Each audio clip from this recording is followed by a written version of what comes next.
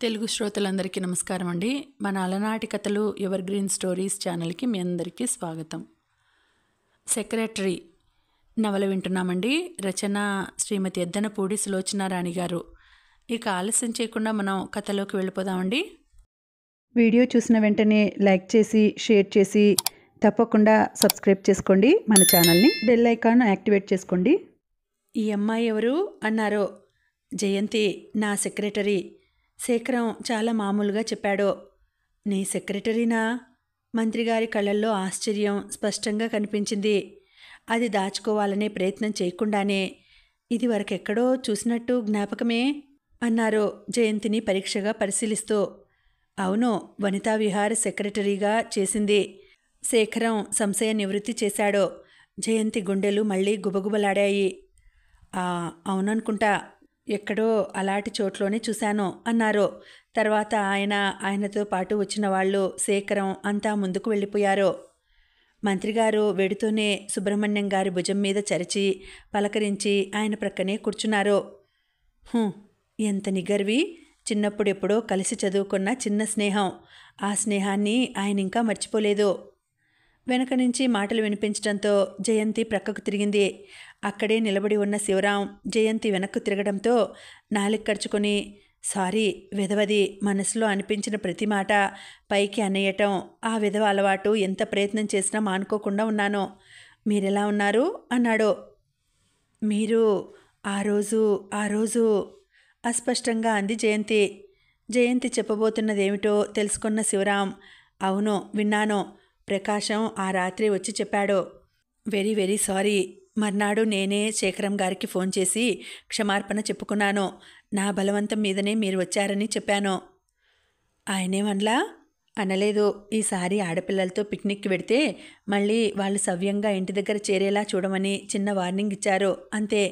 అయినా మంత్రిని ఆయన అనుచరులని కూర్చోపెట్టి ఇటే వచ్చేస్తున్న శేఖరాన్ని చూసి ఏదో చెప్పబోయిన శివరాం ఆపేసి పెదవులు మూసుకొని బుద్ధిమంతుడిలా నిలబడ్డాడు. ఇంతలో రష్యన్ బృందం రానే వచ్చింది. శేఖరం అందరికీ వరుసగా జయంతిని, శివరాంని ఇద్దరినీ పరిచయం చేశాడు. హలో, హౌడీయుడు లాంటి చిన్న చిన్న మాటలతో వాళ్ళంతా జయంతిని అత్యంత శ్రద్ధతో పలకరించారు.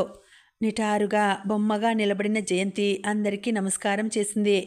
అందరి చూపులు జయంతిని పరీక్షగా పరికించాయి. వాళ్ళందరినీ తీసుకుని శేఖరం వెళ్ళిపోయాడు.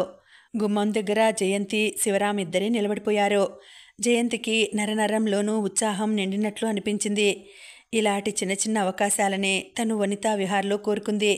దానివల్ల ప్రత్యేకించి చూస్తే ఏం లాభం లేకపోయినా ఏదో ప్రత్యేకత కలిగినట్లు పొందే అనుభూతి మటుకు అపారం. మనసు హాయిగా ఉల్లాసంగా ఉంటుంది. తను చేసిన పనికి ప్రతిఫలం దొరికిందని సంతోషం మిగులుతుంది. పరధ్యాసగా ఎటో చూస్తూ ఆలోచిస్తున్న జయంతి, అదిగో వనితా విహార్ బృందం వస్తోంది అని శివరాం అనటంతో గతుక్కుమని ఇటువైపు తిరిగింది. ముందు సుమిత్రాదేవి, మిసెస్ కరుణాకరం, వెనుక రేఖారాణి, ప్రమీల వస్తున్నారు. జయంతికి హఠాత్తుగా పూలగుత్తులు వదిలేసి వెళ్ళి నిశ్శబ్దంగా కామేశ్వరమ్మ గారి ప్రక్కన కూర్చోవాలనిపించింది.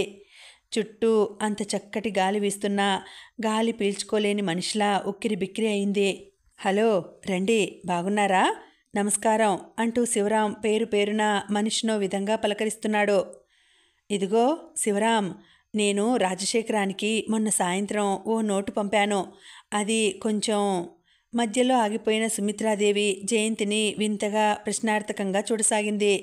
హఠాత్తుగా ఏదో పోగొట్టుకున్న దానిలా పూలగుత్తుల మధ్య తల వంచి కెలుకుతున్న జయంతికి ఆవిడ తన వైపు చూస్తున్నట్లు, వెంటనే మొహంలో భావాలు మారుతున్నట్లు తలెత్తకపోయినా స్పష్టంగా తెలుస్తోంది. ఏమిటి జయంతా ఇక్కడా? మిసెస్ కరుణాకరం కూడా తెల్లబోయింది.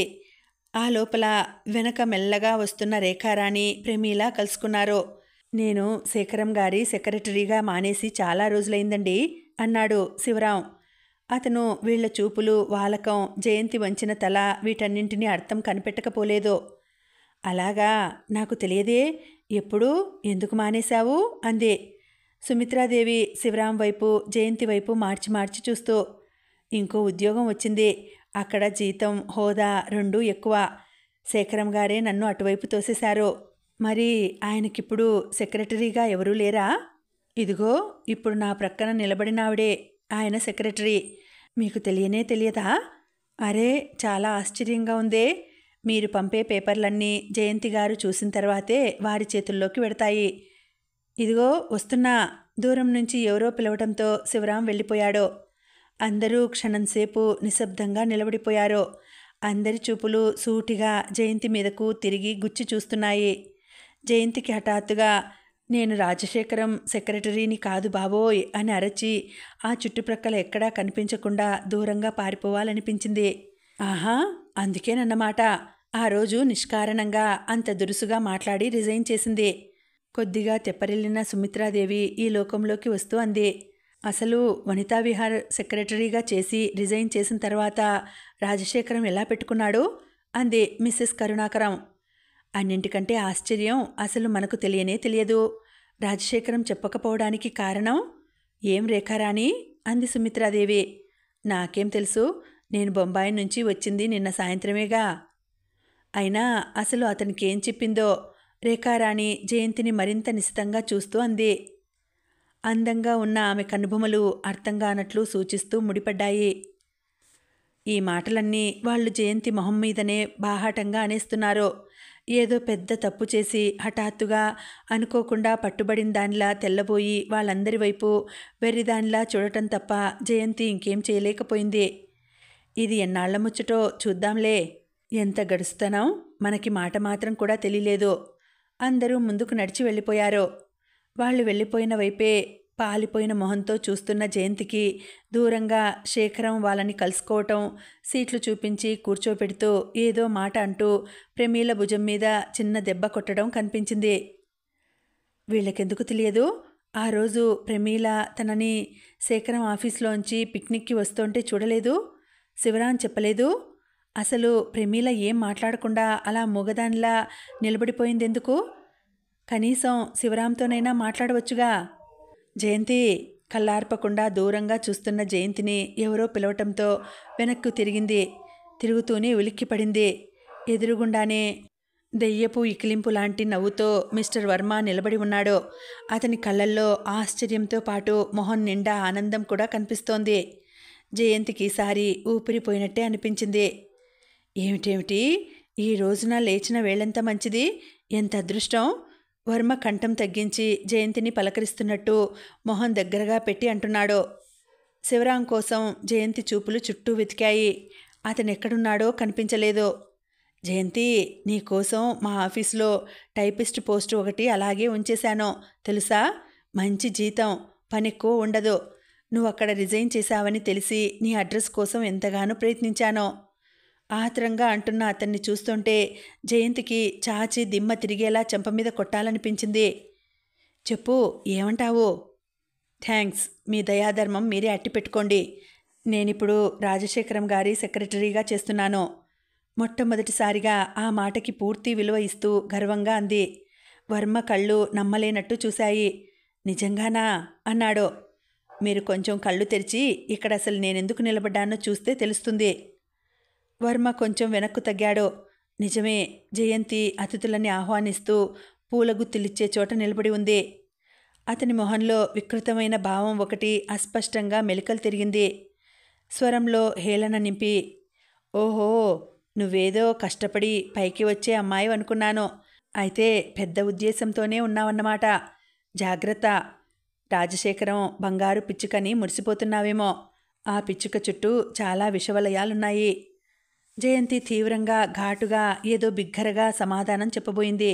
క్షణంలో జరగబోయే రసాబసని శివరాం దేవుళ్లా వచ్చి కాపాడాడు. హలో వర్మగారా, శ్రీమతి గారు రానట్టుందే, కులాసానా?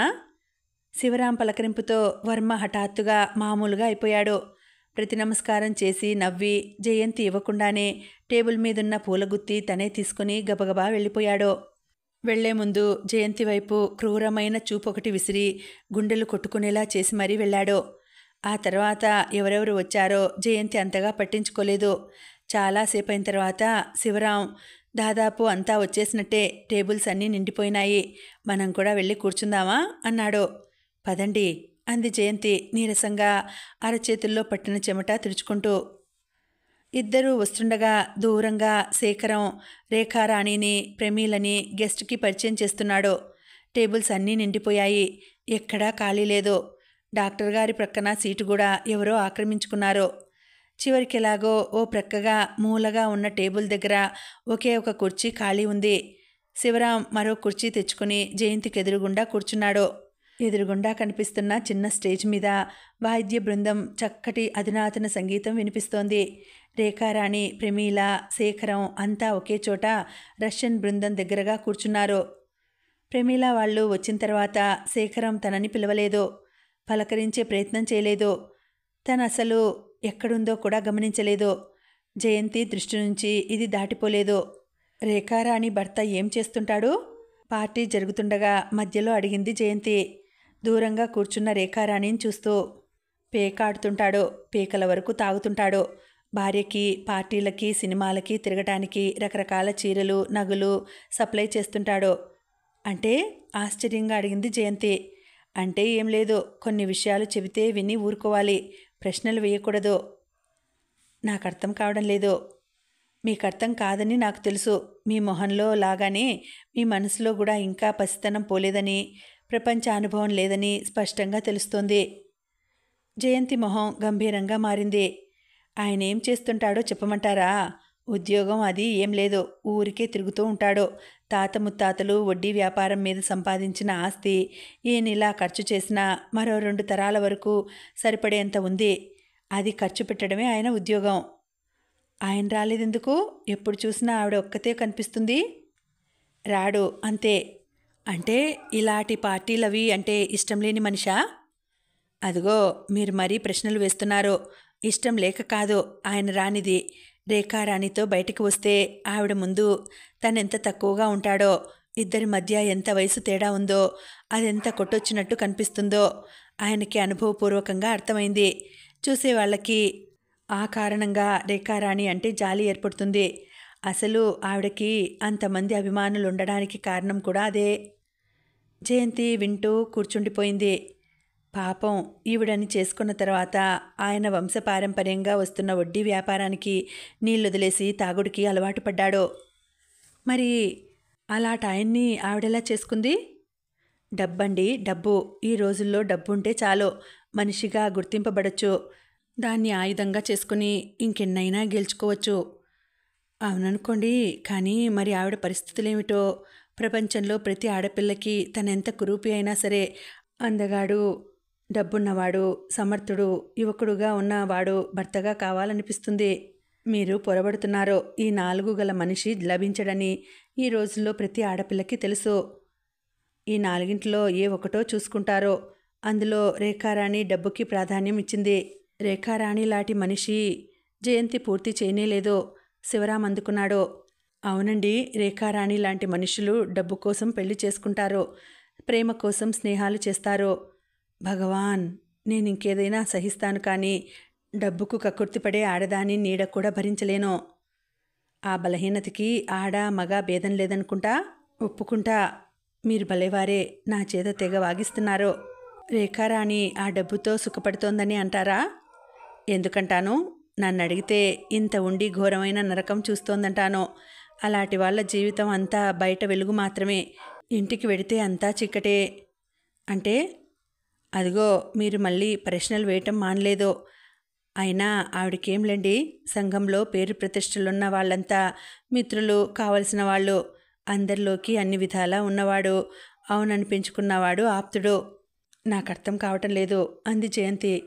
కొద్ది రోజులు పోతే మీకే అర్థమవుతుంది. రాజశేఖరం గారు ఆవిడకి దగ్గర మనిషి. అంతకంటే ఇంకేం అదృష్టం కావాలి? బాగుంది. ఆయన దగ్గర మనిషి అయినంత మాత్రాన ఈవిడకి జీవితంలో సుఖం ఎలా దొరుకుతుంది? శివరాం మొహం తిప్పేసుకున్నాడు.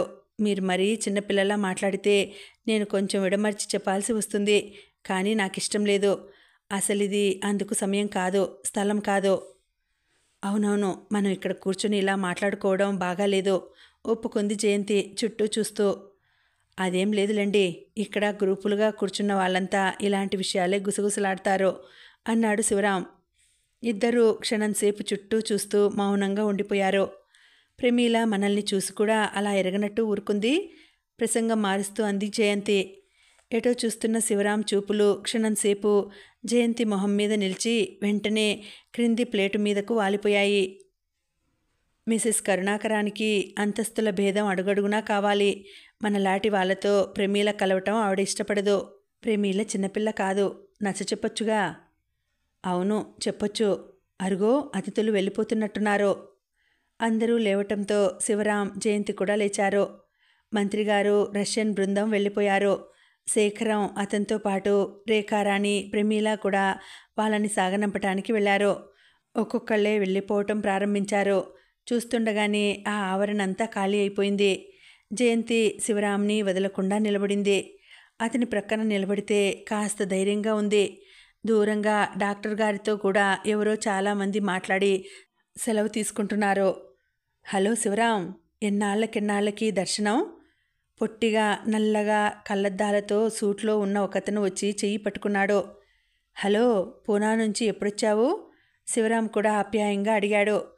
శివరాం ప్రక్కగా నిలబడిన జయంతి ఇద్దరినీ చూస్తుండిపోయింది. దర్శనం కరువై సంవత్సరాలైందనుకో. ఉత్తరాలు కూడా వదిలేశావే. పెళ్లి చేసుకున్నానని ఒక్క కార్డు ముక్క రాసి పడేస్తే సరాసరి మీ ఇంటికే అతిథిగా వచ్చేవాడినిగా. జయంతి వైపు చూస్తూ శివరాంకి తను చాలా కావాల్సిన వాడిని అన్నట్టు అన్నాడు. ఏమిటి నీ మొహం? శివరాం కంగారు పడ్డాడు. జయంతి కళ్ళు వెడల్పు చేసుకుని వచ్చిన అతని వైపు చూడసాగింది. దూరం నుంచి ఎవరో ప్రసాద్ అని కేక వేశారు. ఇదిగో వస్తున్నా అని వెనక్కు తిరిగి వాళ్ళకి చెప్పి రేపు ఆఫీస్కి వస్తా. అదే ఆఫీసుగా శివరాంతో అని జయంతి వైపు తిరిగి ఏమండోయ్, మీ ఇంటికి భోజనానికి వస్తా, మర్చిపోకండి అని గబగబా వెళ్ళిపోయాడు. ఒట్టి అధిక ప్రసంగి, దానికి తోడు తొందరపాటు జాస్తి. శివరాం స్వాగతం చెప్పుకున్నాడు. జయంతి మొహం ఎరుపు రంగుకి తిరిగింది. ఏమ్మా, మేం వెడుతున్నాం. ఇంతలో డాక్టర్ గారు, కామేశ్వరమ్మ గారు వచ్చారు. మమ్మల్ని ఫ్రెండ్స్ డ్రాప్ చేస్తామన్నారు. నువ్వెలా? కామేశ్వరమ్మ గారు అన్నారు. ఆ కారులో చోటు లేదు కూడాను అన్నారు డాక్టర్ గారు. ఉండి శేఖరం కారులో వచ్చేయి అందావిడ. జయంతి చూపులు చుట్టూ శేఖరం కోసం వెతికాయి. అప్పుడే పైకి వస్తున్న శేఖరం, సుమిత్రాదేవి, మిసెస్ కరుణాకరం కూర్చున్న వైపే వెడుతున్నాడు. అతని ప్రక్కన ప్రమీల ఉంది. మాట్లాడుతూ నడుస్తూనే ప్రమీల భుజం మీద దెబ్బ వేశాడు. ప్రమీల నవ్వుతూ ఏదో అంటోంది. శేఖరం ప్రమీల చెవి పుచ్చుకొని మిసెస్ కరుణాకరం దగ్గరికి లాక్కెళ్ళి నవ్వుతూ ఏదో చెబుతున్నాడు. అందరూ నవ్వుకున్నారు. జయంతికెందుకో వాళ్ళంతా చాలా హాయిగా ఆనందంగా ఉన్నట్టు, తను వాళ్ళెవరికీ చెందకుండా ఓ మూలగా ఒంటరిగా ఉన్నట్టు అనిపించింది. మీరు వెళ్లే కారులో ఖాళీ లేకపోతే నేను రిక్షాలో వెళ్ళిపోతాను, పర్వాలేదు అంది జయంతి. అబేబే, అదేమిటి ఇంత రాత్రి ఒంటరిగా? డాక్టర్ గారు కంగారుగా అన్నారు. పోనీండి, వాళ్ళకి రామని చెప్పండి. అంతా అయ్యేదాకా ఉండి శేఖరం కారు తిరిగి రాగానే అందులో వెడదాం. కానీ చాలా ఆలస్యం అవుతుందేమో అన్నారు కామేశ్వరమ్మ గారు. మీకు అభ్యంతరం లేకపోతే నా కారులో డ్రాప్ చేస్తాను అన్నాడు శివరాం. పోనీ ఆ పని చేద్దాం. మీరు వెళ్ళి వాళ్ళతో చెప్పిరండి. కామేశ్వరమ్మ గారు డాక్టర్ని పంపేసి జయంతి వైపు తిరిగి, అయితే అతనితో వెళ్ళి చెప్పిరా, వెళ్ళిపోదాం అంది. పర్వాలేదులేండి, ఆయన బిజీగా ఉన్నారు అంది జయంతి. శివరాం వెళ్ళి శేఖరానికి చెప్పి వచ్చాడు. కనీసం శివరాంని చూసినప్పుడైనా శేఖరానికి జయంతి గుర్తు రాలేదు. నలుగురు క్రిందకు వచ్చేశారు. కారులో వచ్చేస్తుండగా డాక్టర్ గారు, కావుడు ప్రమీలని చేసుకుంటానని రాజా ఖాయంగా చెప్పాడా అన్నారు. ఏమో, అప్పుడు అనుకున్నారు. మళ్ళీ ఏమైందో తెలియదు. ఏదైనా త్వరగా పెళ్లి చేసుకుంటేనే మంచిది. ఇప్పటికే చాలా ఆలస్యం అయిపోయింది. ప్రమీలని ఇవ్వాలి అనుకున్న వాళ్ళు రేఖారాణితో అంత స్నేహంగా ఎలా ఉండగలుగుతున్నారబ్బా? మీరు చెప్పేది మరీ బాగుంది. అసలు వాళ్ళకి శేఖరం పరిచయం అయింది రేఖారాణి ద్వారానే కదా. అయితే అసలు ఈ పెళ్లి ప్రసక్తి తెచ్చింది రేఖారాణి కదా. జయంతి, శివరాం మెదలకుండా వింటూ కూర్చున్నారు. మొదట డాక్టర్ గారు, కామేశ్వరమ్మ గారు దిగిపోయారు. జయంతిని ఇంటి దగ్గర గబగబా తీసుకొచ్చి దింపేశాడు శివరాం. మధ్యలో ఒక్క మాట కూడా మాట్లాడలేదు. జయంతి దిగిన తర్వాత వస్తానని చెప్పకుండానే వెళ్ళిపోయాడు. అతనంత హఠాత్తుగా మౌనంగా ఎందుకైపోయాడో జయంతికి అర్థం కాలేదు. బహుశా అనుకోకుండా ఆ స్నేహితుడన్న మాట వల్ల కావచ్చు. జయంతికి నవ్వు వచ్చింది. రేపు శివరాం ఇంటికి భోజనానికి వెళ్ళిన అతని మొహం ఎలా ఉంటుంది? ఇంతమందిలో శివరాం ఎందుకో చాలా దగ్గరగా అనిపించాడు జయంతికి. బట్టలు మార్చుకొని చీరను మడత పెడుతుంటే శేఖరం మాటలు గుర్తొచ్చాయి. అసహ్యం వేసింది. అయినా తనెంత బుద్ధిలేనిది. శేఖరం ప్రజెంట్గా చీర పంపిస్తే తీసుకోవడం ఏమిటి? సుమిత్రాదేవి వాళ్ళ వాలకాన్ని బట్టి చూస్తే వాళ్ళకసలు ఇంతవరకు తెలిసినట్టు లేదు. అదెలా సాధ్యం? జయంతికి అదే అర్థం కావడం లేదు. వాళ్ళ మాటలు చూపులు గుర్తొస్తేనే వంటి నిండా తేళ్లు కుట్టినట్లు జర్రులు పాకినట్లు అనిపిస్తోంది. శేఖరం బంగారు పిచ్చుకైతే ఆ పిచ్చుక చుట్టూ విషవలయాలు ఉన్నాయట. మిస్టర్ వర్మ స్వరం చెవుల్లో గుడ్లగుబలా అరుస్తోంది. శేఖరం బంగారు పిచ్చుకైతే తనకెందుకు, మట్టి గోరువంకైతే మటుకు తనకేమిటి? శేఖరానికి రేఖారాణితో పరిచయం, ప్రమీలనివ్వాలనుకోవటం, దీనికి రేఖారాణి వత్తాసు. ఏమిటిదంతా? వీటన్నింటికీ దూరంగా నిలబడి తన ఉద్యోగం తను చేసుకోలేదా? వీలుగాదు. వాళ్ళ మధ్య నిలబడితే, వాళ్లతో సాంగత్యం ఉంటే, వీటన్నింటితో సంబంధం లేకపోయినా చుట్టుకుపోవాల్సిందే. ఇక నుంచి ఇలాంటి విందులకి వినోదాలకి తను రానని స్పష్టంగా చెప్పాలి. తన ఉద్యోగం వాళ్ళ సమస్యలతో పెనవేసుకుపోకూడదు. జయంతి దృఢంగా నిశ్చయించుకుంది.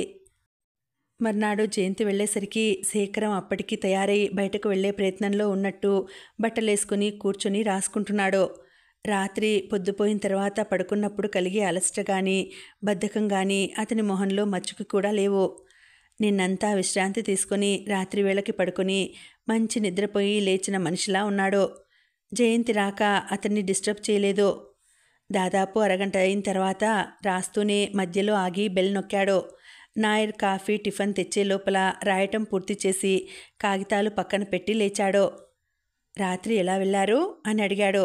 అతని పిలుపులో మీరు అని మర్యాద ఉట్టిపడితే మనిషి చికాకుగానైనా గాని లేక కోపంగా గాని ఉన్నాడని అర్థం.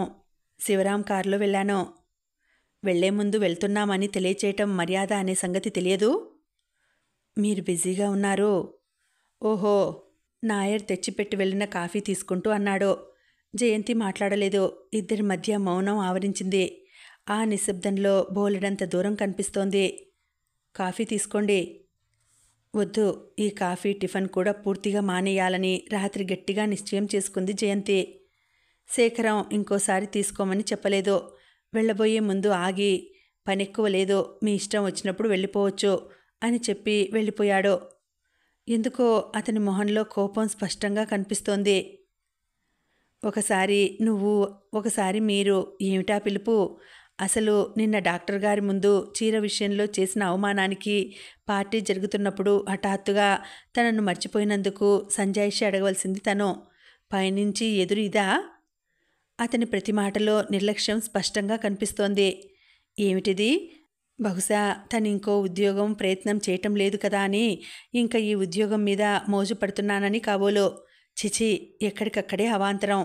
ఈ గొడవలేవి బామ్మ చెవిని పడకుండానే ఎలాగో తను మెల్లగా ఇందులోంచి తప్పుకుంటే నయమేమో అనిపించింది జయంతికి. మళ్ళీ తన మీద తనకే అసహ్యం వేసింది. తనసలు ఎక్కడా నిలబడలేదు, ఏదీ కుదురుగా ఉంచుకోలేదు. ఈ లోపం అసలు తనలోనే ఉందేమో. మర్నాడు జయంతి బట్టలేసుకొని బయలుదేరబోతుండగా, అమ్మాయి, ఎక్కడి నుంచో ఉత్తరం వచ్చిందే అమ్మా అంటూ బామ్మగారు కవర్ ఒకటి తెచ్చి ఇచ్చింది. రాసేవాళ్ళెవరబ్బా అనుకుంటూ కవర్ తీసి చూసింది. చూస్తూనే తెల్లబోయింది. ఎప్పుడో వనితా విహార్లో చేరకముందు అసలు ఉద్యోగం అనేది ఒకటి దొరికితే చాలనిపించే రోజుల్లో సునంద ఏదో ఆడపిల్లల స్కూల్లో టీచర్ పోస్ట్ ఖాళీ ఉందంటే అప్లికేషన్ పంపించింది. దానికిప్పుడు ఇంటర్వ్యూ. జయంతికి నవ్వాలో ఏడవాలో తెలియలేదు. క్షణంసేపు ఆ ఉత్తరం అక్కడ పారేసి వెళ్ళిపోవాలనిపించింది. మరుక్షణం మనసులో వివేకం లాంటిది పట్టి ఆపి, నిన్ననేగా ఇంకో ఉద్యోగం చూసుకోవాలి అనుకున్నావు. శేఖరం సెక్రటరీగా నీకు నిజంగా మోజు లేకపోతే దీనికెందుకు ప్రయత్నం చేయవు అని ప్రశ్నించింది. జయంతి ఆ రోజు శేఖరం దగ్గరకు వెళ్ళటం విరమించుకొని ఒంట్లో బాగాలేదని కారు తిప్పి పంపేసి సునంద ఇంటికి వెళ్ళింది. జయంతి అదృష్టమో దురదృష్టమో ఎప్పుడూ ఏ జన్మనా లేంది సునంద తీరుబడిగా కూర్చుని కుట్టుకుంటోంది. జయంతిని చూస్తూనే ఇంత మొహం చేసుకొని ఆహ్వానిస్తూ, రారా, ఇవాళ ఆఫీస్ లేదా? ఇంత ఎండలో వచ్చావేం అంది. పనుండి వచ్చాను, నీ సలహా ఒకటి కావాలి అంది జయంతి సునంద ప్రక్కన మంచం మీద కూలబడుతూ. నీ బుర్రలోని ఆలోచనలు ఒట్టిపోయినాయంటే ఇహ నా బుర్రేం పనిచేస్తుంది? నిజంగా సీరియస్గా మాట్లాడాలని వచ్చాను. నేను సీరియస్గానే ఉన్నాను అంది సునంద గంభీరంగా చూస్తూ. జయంతి కవర్ తీసి చూపిస్తూ ఇంటర్వ్యూ వచ్చిందని చెప్పింది. అయితే అర్థం కానట్టు చూసింది సునంద. నేను ఇంటర్వ్యూకి వెడతాను. నీకు ఆ హెడ్ మిస్ట్రెస్ తెలుసునని చెప్పావు. నువ్వు కూడా రావాలి. నాకు తప్పకుండా ఇమ్మని చెబుదువు గాని అంది జయంతి. ఎండలో రావటం మూలాన కందిపోయినట్లున్న జయంతిని చూస్తుంటే సునందకి జయంతి చెబుతున్నది తమాషా కాదని నిజంగానేనని అనిపించింది. ఇప్పుడు నువ్వు చేసే ఉద్యోగం ఏమైంది? ఇంకోటి చూసుకునే వరకేనని ఇదివరలో చెప్పలా? చెప్పావనుకో, కుట్టు సామాను పక్కన పెడుతూ దానికి ఇంకెవరూ రాలేదుగా అంది. నేనుండగా ఇంకో మనిషి రావటం జరగదు. అంటే ఏమిటి అసలు విషయం చెప్పు. అతనేమైనా అన్నాడా? జయంతి మొహం తిప్పేసుకుంటూ అతను నన్నెందుకంటాడు? నాకే ఇష్టం లేదు అంది. క్షణంసేపు జయంతిని పరిశీలనంగా చూసిన సునంద, ఇలా మాటిమాటికి నీకు బాగాలేదని మనసు మార్చుకోవటం, ఉన్నదాన్ని వదిలేయటం మంచిది కాదు జయంతి. వనితా విహార్లో ఆ వాతావరణం నీకు సరిపడలేదని అనుకుందాం అంది సునంద. ఇతను కూడా వాళ్ళల్లో వాడే అన్న సంగతి మర్చిపోకూడదు అంది జయంతి. అదే నేను అడిగేది. ఏదైనా అసభ్యంగా ప్రవర్తించాడా? అలాంటి మనిషిగా కనిపించలేదే. బాబూ, నీ ప్రశ్నలకో నమస్కారం. నువ్వు నాతో వచ్చి ఆ హెడ్ మిస్ట్రెస్కి చెబుతావా లేదా? అది చెప్పు, లేకపోతే నేను వెళ్ళిపోతాను. నువ్వు కారణం చెబితే గాని నేను రాను మొండిగా అంది సునంద. సరే అయితే నే వస్తాను. జయంతి చటుక్కున లేచి వెళ్ళిపోవటానికి సిద్ధపడటంతో కంగారు పడిన సునంద చెయ్యి గట్టిగా పట్టుకుని, అరే బాప్రే, ఏమిటా కోపం? సరే కారణం అడగంలే, వెళ్దాం సరేనా అంది. జయంతి సునంద ఇద్దరూ వెళ్ళేసరికి హెడ్ మిస్ట్రెస్ తీరికగానే ఉంది. సునంద జయంతిని పరిచయం చేసింది. ఇంతకుముందు ఆ క్లాసుకి టీచర్గా వెళ్ళిన ఆవిడ పురిటికని సెలవుల్లో వెళ్ళి ప్రసవంలో ఏదో జబ్బు చేసి చనిపోయిందట. కాబట్టి మరో ట్రైనింగ్ అయిన ఆవిడ వచ్చే వరకు జయంతికి ఆ ఉద్యోగం ఖాయంగానే ఉంటుంది. ఈ లోపల జయంతి గనక ట్రైనింగ్ అయితే అది పర్మనెంట్ చేస్తామని చెప్పింది. పరీక్షలు దగ్గరకొస్తున్నాయి కాబట్టి రేపటి నుంచి జాయిన్ అవ్వమని కోరిందావిడ. జయంతి సరేనని వాగ్దానం చేసి లేచి వచ్చేసింది. ఇద్దరూ హెడ్ మిస్ట్రెస్ గది నుంచి బయటకొచ్చి వరండా దాటి వస్తుంటే కుడి ప్రక్కగా ఓ క్లాసుకి టీచర్ రానట్టుంది. అంతా గోలగా అరుస్తున్నారు. పెద్ద సంత జరుగుతున్నంత సందడిగా ఉంది. కొంతమంది సినిమా పాటలు పాడుతున్నారు. ఇంకా కొంతమంది బిగ్గరగా అరుస్తున్నారు. ఒక అమ్మాయి బ్లాక్ బోర్డు దగ్గర నిలబడి ఏదో గీస్తోంది. బాబోయ్, ఈ కోతుల్ని ఎలా భరించటం అంది సునంద భయంగా. నేర్చుకుంటాను. ఒకప్పుడు మనం కూడా అలా చేసిన వాళ్ళమేగా నీరసంగా అంది జయంతి. రేపటి నుంచి తన జీవితంలో సగం ఈ స్కూలు ఆవరణలో గడుస్తుంది కాబోలు. రేపు చేరగానే బామ్మకి చెప్పేయొచ్చు. ఇక్కడికి తనో విధంగా అదృష్టవంతురాలే. రాజశేఖరం వద్ద సెక్రటరీగా పనిచేస్తున్నట్లు బామ్మకి తెలియదు. వనితా విహార్ వాళ్ళు కూడా ఏం గొడవ చేయలేదు. సునందని ఇంటి దగ్గర వదిలేసి ఇంటికొచ్చేసరికి మధ్యాహ్నం తిరిగిపోయింది. వచ్చి గంట అయినా కాకముందే మళ్ళీ మొహం కడుక్కొని బట్టలు మార్చుకుంటున్న మనవరాలిని చూస్తూ ఒంట్లో బాగాలేదని వేలాడపడుతూ మళ్ళీ ఎక్కడికి అంది బామ్మగారు. ఇప్పుడే వస్తా బామ్మ అంది జయంతి జడ వేసుకుంటూ. కడుపులో కుడివైపు నొప్పిగా ఉన్న మాట నిజమే. కానీ ఈరోజు ఈ పూటే శేఖరానికి రాజీనామా చీటీ ఇచ్చేస్తే రేపు ఉదయం నుంచి వెళ్ళి స్కూల్లో జాయిన్ అవ్వచ్చు. రెసిగ్నేషన్తో పాటు ఆ చీర కూడా ఇచ్చేస్తే సరి. ఆ చీర సంగతి గుర్తొస్తేనే జయంతి మొహం జేవురిస్తోంది. అసలు తనెంత బుద్ధిలేనిది. కాకపోతే ఇంకోళ్ళిచ్చిన చీర తీసుకోవడం ఏమిటి? అది తీసుకుంది కాబట్టే అతను అలా అనగలిగాడు. పోన్లే, తెలియక ఓ పొరపాటు చేస్తే మళ్ళీ దాన్ని దిద్దుకోవచ్చుగా. చీర ఇచ్చేసి రాజీనామా కాగితం కూడా ఇచ్చేసి ఒక నమస్కారం చెప్పి వచ్చేస్తుంది. తనలాంటి వాళ్ళకి టీచర్ ఉద్యోగాలే శ్రేష్టం. టీచర్ ఉద్యోగం అంటే తనకి నచ్చదు నిజమే. కానీ నచ్చని మనుషుల మధ్య అడుగడుక్కి అసహించుకుంటూ కాలం గడిపే కంటే ఇది నయం గదూ.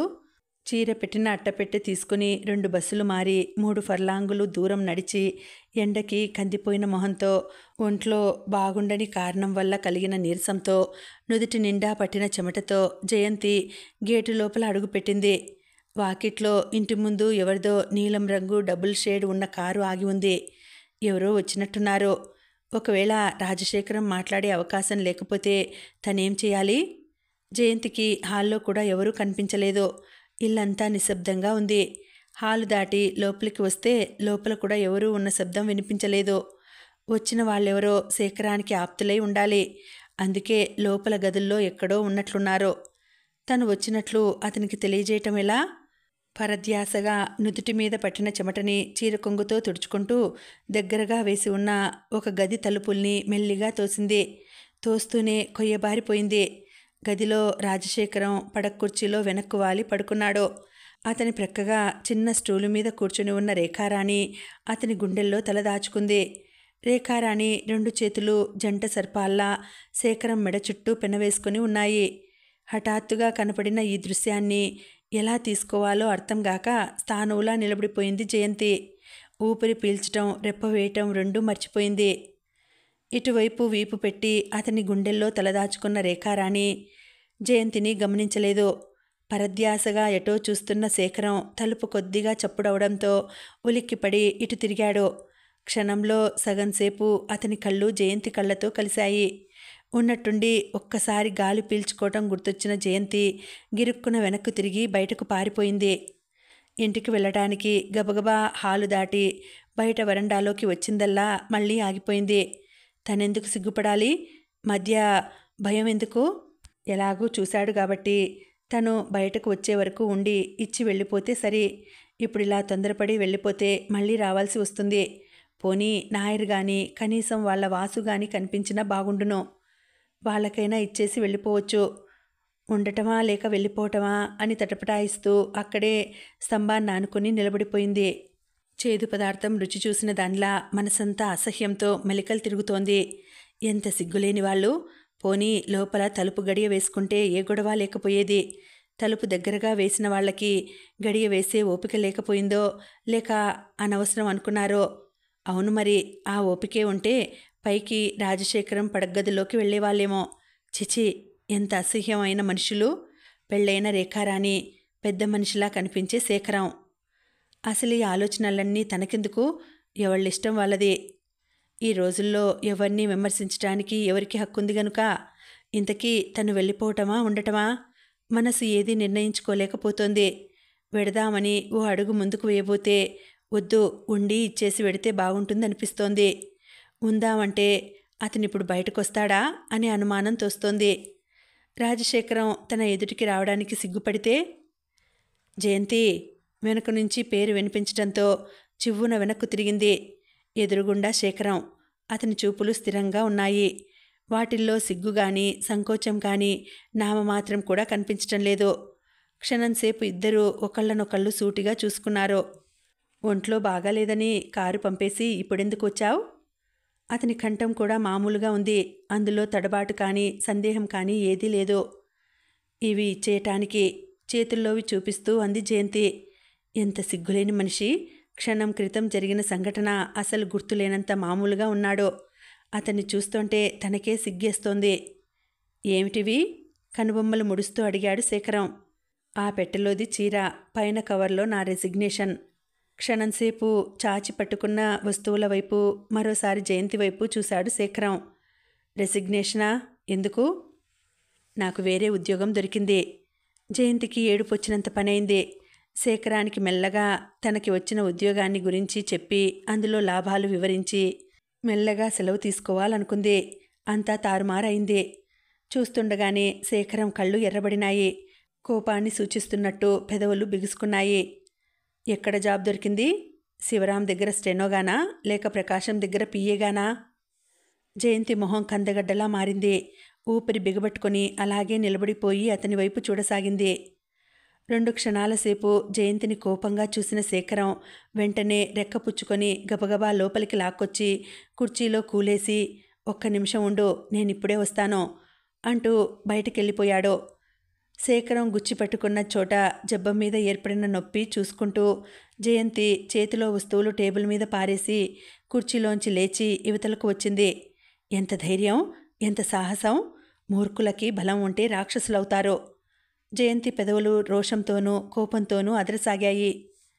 10-15 నిమిషాలైన తర్వాత బయట కారు వెళ్ళిన శబ్దం వినిపించింది. రేఖారాణి వెళ్ళిపోయింది కాబోలు. జయంతి మళ్ళీ ఊపిరి బిగబట్టుకొని శేఖరం కోసం చూడసాగింది. కారు శబ్దం ఆగిపోయిన 5 నిమిషాలకి శేఖరం లోపలికి వచ్చాడు. వచ్చినవాడు వెంటనే జయంతి దగ్గరికి రాలేదు. కిటికీ దగ్గరగా వెళ్ళిపోయి బయటకు చూస్తూ నిలబడిపోయాడు. అంత కోపంలోనూ అంత అసహ్యంలోనూ కూడా పొడుగ్గా టీవీగా చెక్కిన శిల్పంలా ఉన్న అతని విగ్రహం, ఆ నిలబడిన తీరు, ప్రక్క నుంచి అందంగా దిద్దినట్లు కనిపిస్తున్న ఆ మొహాన్ని ఆసక్తిగా చూడకుండా ఉండలేకపోయింది. ఇలాంటి స్వభావం గల వ్యక్తులకు భగవంతుడు అందం కూడా ప్రసాదిస్తే దాన్ని వీళ్ళు ఆయుధంగా తీసుకొని ఆడవాళ్ళని నాశనం చేయటానికి చూస్తారు. ఉన్నట్టుండి హఠాత్తుగా వెనక్కి తిరిగిన శేఖరం జయంతి గబుక్కున్న చూపులు ప్రక్కకు తిప్పుకునే అవకాశం ఇవ్వకుండానే కళ్ళల్లోకి సూటిగా చూస్తూ, ఇప్పుడు చెప్పు అన్నాడు. చెప్పేందుకేం లేదు. నా రెసిగ్నేషన్. ఈ చీర మీరు తీసుకుంటే నేను వెళ్ళిపోతాను. ఒకసారి కట్టుకున్న చీర తిరిగి ఇవ్వటం మర్యాదనేనా నీ ఉద్దేశం? ఏది మర్యాదో ఏది అమర్యాదో పాఠాలు నేర్చుకునేందుకు రాలేదు నేను. అసలు మీరు పంపిన చీర తీసుకోవటం నాది బుద్ధి తక్కువ.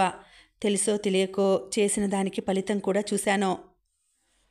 మొన్న నేనన్న మాట పట్టుకొని ఈరోజు రిజైన్ చేస్తున్నావు కదూ? నాకు తెలుసు నీ సంగతి. నేను ఆ రోజే నిన్ను క్షమాపణ అడగలేదా? అవన్నీ ఇప్పుడెందుకులేండి.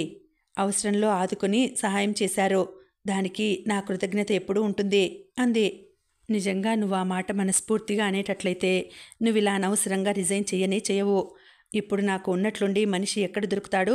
రేపు రాబోయే మీటింగ్స్కి నేనేం చేయాలి?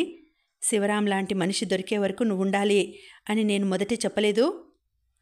నేనుండగా మీకు అలాంటి మనిషి దొరకడు అంటే నీ ఉద్దేశం? శేఖరం దూరంగా నిలబడి రెట్టించాడు. ఏమీ లేదు, నేను రిజైన్ చేస్తున్నానంతే. ఈసారి శేఖరం దగ్గరగా వచ్చాడు. రిజైన్ చేయడానికి కారణం? ప్రత్యేకంగా చూస్తే ఏమీ లేదు. నాకు జాబ్ దొరికింది అంతే. అదే ఎక్కడా, ఎవరి దగ్గర అని అడుగుతున్నాను. చెప్పను, అనవసరం. పళ్ళు బిగబట్టి అంది జయంతి. శేఖరం చెయ్యి హఠాత్తుగా జయంతి చేతిని పట్టుకుంది. ఎంత ధైర్యం నీకు? నా దగ్గర నుంచి వెళ్ళిపోవడం అంత సులభమనేనా నీ ఉద్దేశం? నాకింకో ఉద్యోగం దొరికిన వెంటనే వెళ్ళిపోనిస్తానని మీరు వాగ్దానం చేశారు.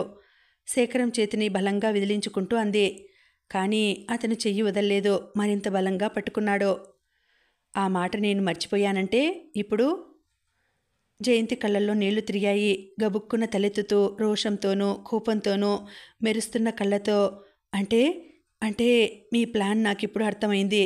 మీరు వాళ్ళలా కాదనుకున్నాను. నన్ను, నా పరిస్థితుల్ని అర్థం చేసుకున్నారనుకున్నాను. నా పరిచయం ఎక్కువ లేకపోయినా మీరు చూపించే చనువు, సభ్యత కలవారనుకొని సహించాను. మనుషుల్ని అర్థం చేసుకునే సంస్కారం, విశాలత్వం ఉంది కాబట్టి మీ దగ్గర భయపడక్కర్లేదనుకున్నా. కానీ ఇప్పుడు తెలుస్తోంది, మీరు వాళ్ళకంటే అసహ్యం. మనసులో ఏ ఉద్దేశం లేకపోతే మీరన్న మాట ప్రకారం నన్నెందుకు వెళ్ళిపోనివ్వరు? మీలాంటి గోముఖ వ్యాఘ్రాలను గుర్తుపట్టడం కష్టం అంది. జయంతి! శేఖరం చప్పున చెయ్యి వదిలేశాడు. నాకిప్పుడు అర్థమవుతోంది. నా మనసులో తెలిసినది చెప్పడానికి నాకేం భయం లేదు. నేనెందుకు మీకు భయపడాలి?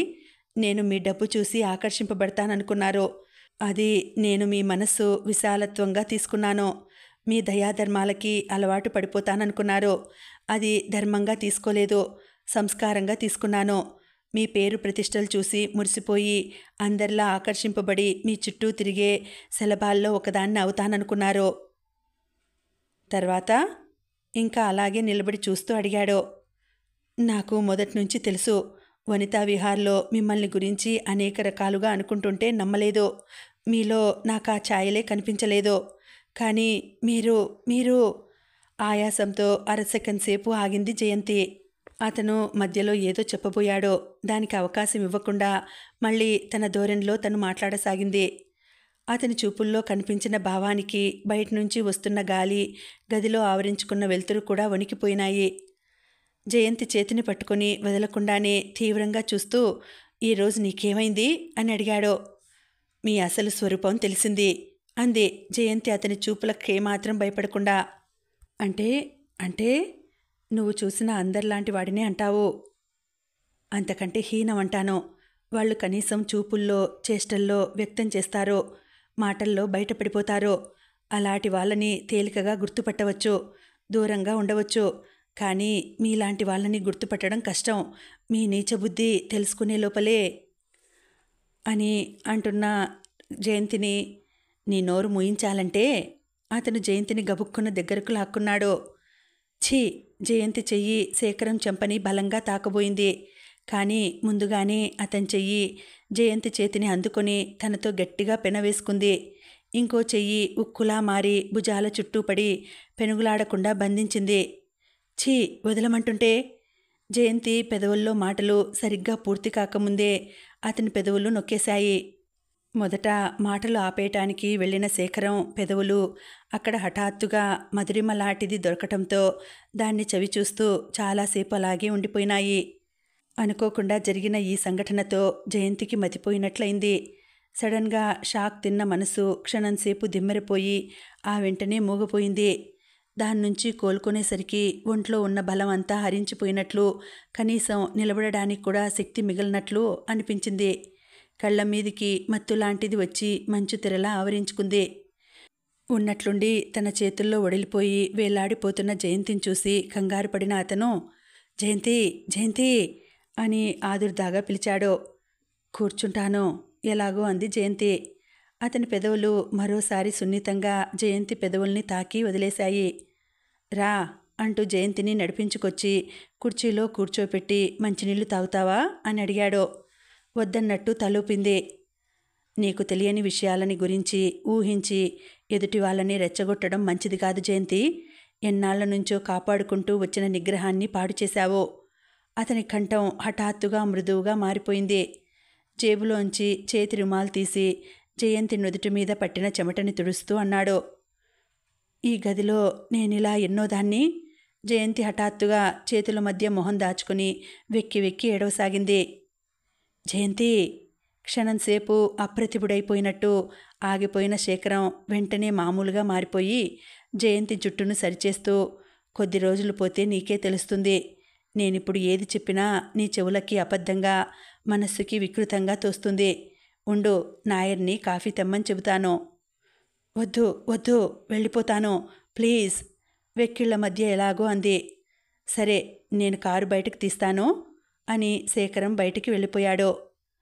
ఇంకా ఉందండి, కథ కొనసాగుతుంది. మళ్ళీ వచ్చే వీడియోలో తర్వాతి భాగం తెలుసుకుందాం. అంతవరకు సెలవు. నమస్తే.